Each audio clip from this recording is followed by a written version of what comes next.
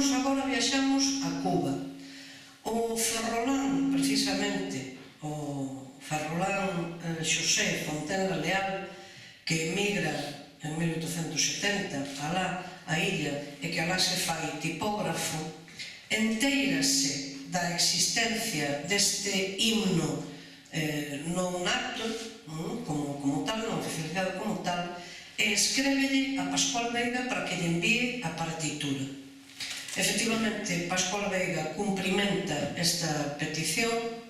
É moi emotiva a carta porque el responde que doa os dereitos de edición da partitura, pero que se algo lle queren enviar vista unha doenza que padece, pois que ele agradecería moito que fosen 1000 pesetas. Pouco despois Pascual Veiga morre.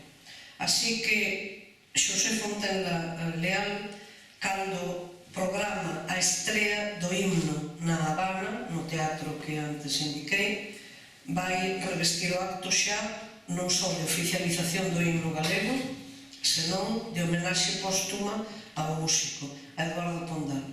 Que aconteceu coa letra? A letra, sen control ningún por parte do seu autor, de Eduardo Pondal, viaxa, ou aquí, na propia Galiza existe, ventureiramente. Por que digo ventureiramente? Porque o escritor non ten a menor posibilidade ou a menor capacidade de control sobre copias que se fan e que son realizadas por persoal coñecedor da lingua galega ou non, con erro após erro, e todo isto non é privativo do himno, da letra do himno galego, senón que é común a toda a literatura do século XIX.